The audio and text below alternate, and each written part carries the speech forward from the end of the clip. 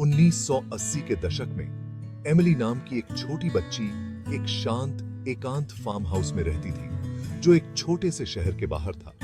उसके माता पिता बहुत ही साधारण और मेहनती लोग थे और जिंदगी अक्सर बहुत ही सामान्य होती थी। कभी कभी परिवार के लोग मिलने आते थे या कोई कम्युनिटी इवेंट होता था। एमिली एक अकेली बच्ची थी, इसलिए वह अपना ज्यादातर समय घर के आसपास के विशाल खुले मैदानों में या पास के जंगलों में खेलते हुए बिताती थी। एक दिन दोपहर बहुत तेज थंडरस्टॉर्म के बाद एमिली अपने घर के पास वाले जंगल में घुस गई। उसे हमेशा से इस जगह पर एक अजीब सी शक्ति महसूस होती थी, एक ऐसी जगह जहां उसके माता पिता ने उसे उसकी पुरानी कहानियों और डरावने इतिहास के कारण जाने से मना किया था। फिर भी वह खुद को रोक नहीं पाई। उस दिन कुछ अलग ही महसूस हो रहा था। तूफान थम गया था और दुनिया अजीब सी शांत थी। जैसे ही एमिली जंगल में और अंदर घुसती गई, उसे एक पुराना टूटा हुआ घर दिखाई दिया जो बहुत सारे पेड़ों के बीच छिपा हुआ था। घर खाली था, या उसे ऐसा ही लगा था। इसकी खिड़कियां टूटी हुई थीं और लकड़ी सड़ रही थी, लेकिन इसके बारे में कुछ अजीब सी इनवाइटिंग बात थी। वह अंदर चली गई। उसे डर और उत्सुकता दोनों महसूस हो रही थी। धूल भरे अंधेरे लिविंग रूम में उसने उसे पहली बार देखा। एमिली की ही उम्र की एक जवान लड़की फर्श पर बैठी हुई थी।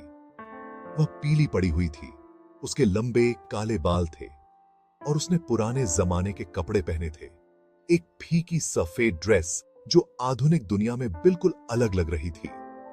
एमिली चौंकी हुई, लेकिन अजीब तरह से बिना डरे बोली, तुम कौन हो? लड़की पहले तो कुछ नहीं बोली, लेकिन धीरे से मुस्कुराई। फिर धीमी आवाज में उसने जवाब दिया, मैं सैरा हूं। अगले कुछ हफ्तों तक एमिली हर रोज उस खाली घर में वापस आती रही। सैरा की उपस्थिति ने उसे अपनी ओर खींच लिया। वह भूतिया लड़की मिलनसार और शांत थी।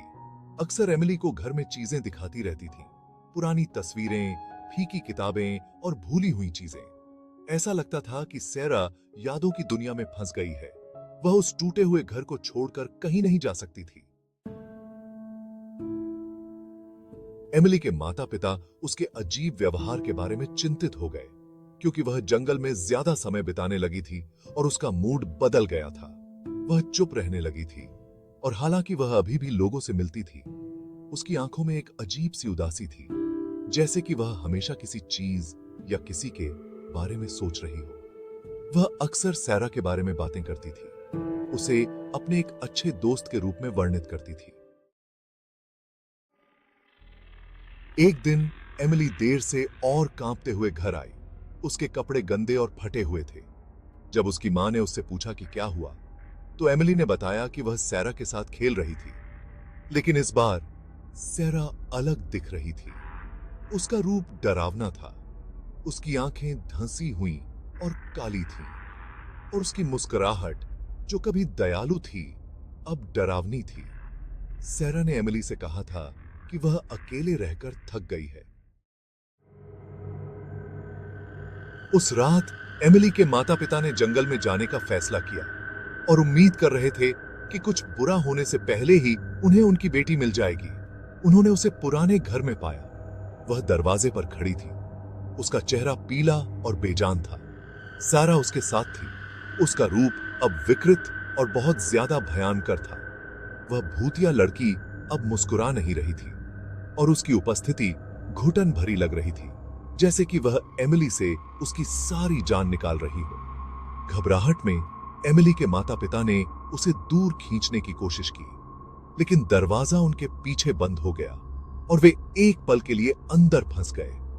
जब वे आखिरकार बाहर निकले तो उन्होंने एमिली को बाहर रोते हुए पाया और उनसे घर ले जाने की भीख मांग रही थी। लेकिन कुछ बदल गया था। उसकी आंखें खाली थीं और उसका व्यवहार बदल गया था। उस रात एमिली ने सैरा के बारे में और कुछ नहीं कहा। लेकिन अजीबोगरीब घटनाएं होने लगी। आधी रात को दरवाजे खुद ब खुद खुल जाते थे, हवा में फुसफुसाहट होती थी, धीमी हंसी की आवाजें आती थीं, जिनका कोई पता नहीं लगा सकता था। परिवार कुछ समय बाद ही वहां से चला गया और एमिली कभी भी उस जंगल में वापस नहीं गई। सालों बाद जब एमिली बड़ी हो गई तो वह उस पुराने फार्म हाउस में वापस गई। उसने सैरा के रहस्य का सामना करने की ठान ली थी। उसे यह देखकर बहुत दुख हुआ कि वह घर अभी भी वहीं था, सड़ा हुआ और खाली। लेकिन कुछ और भी अजीब था। शहर के पुराने रिकॉर्ड से पता चला कि सैरा नाम की एक लड़की की उस घर में कई दशक पहले एक दुखद दुर्घटना में मौत हो गई थी। वह पास की नदी में डूब गई थी और उसका शरीर कभी नहीं मिला।